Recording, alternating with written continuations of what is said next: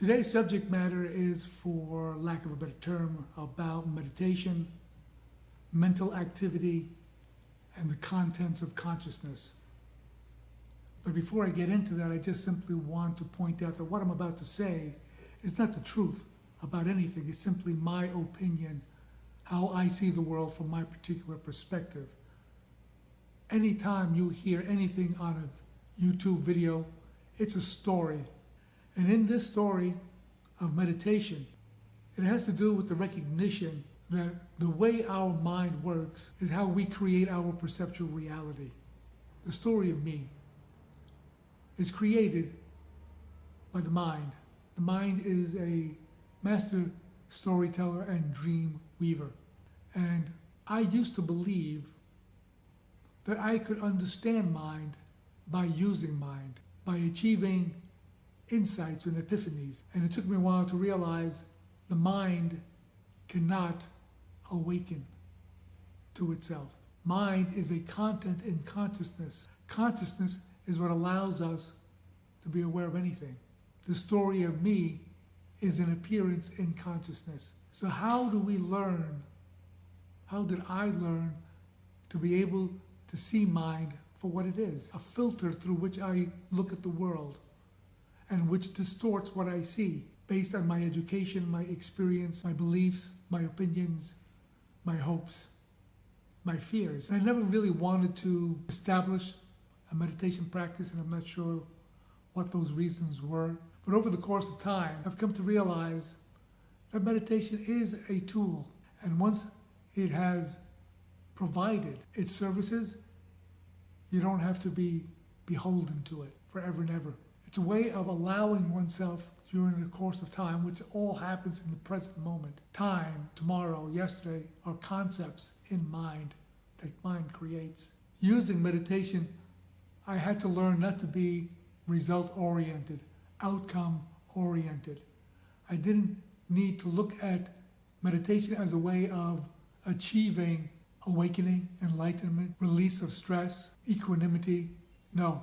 Plain and simple meditation is something to enter into without any preconception, without any expectation or anticipation.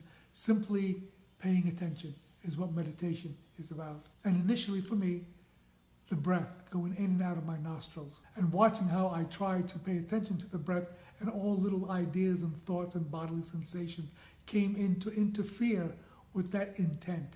And that's when I came to realize how easily I am influenced by my ideas. A thought comes along and I might think it's an important idea, something I need to write down perhaps, or something I need to pay attention to because it's important. I have a schedule to keep, an appointment to keep, I have things to do, lists, people to meet.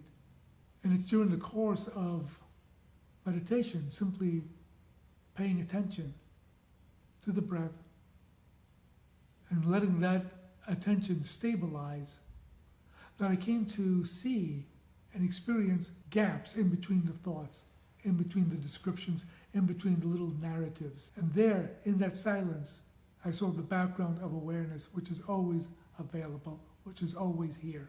And it was that silence, that stillness, that presence, that awareness that allowed me to begin to see mind as the thoughts arose, presented, and fell away.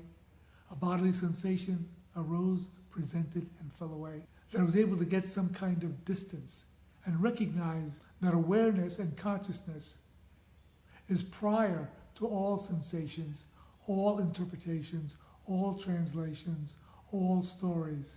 Always there is the awareness, and then the story kicks in of what I need to do, of what is the right way to go about living my life, about my medical care, about my financial security. All those are thoughts, all those are stories. They're not who we are, it's not who I am, it's not who you are. I am, you are, the awareness. And that mental activity can be seen through this awareness. And it can be seen that everything that arises as a thought, as a bodily sensation, is a content in consciousness. I am a content in consciousness, as you are a content in consciousness. My bodily sensations are contents in consciousness, as are your bodily sensations, and my thoughts and emotions and feelings are contents in my consciousness as they are in yours.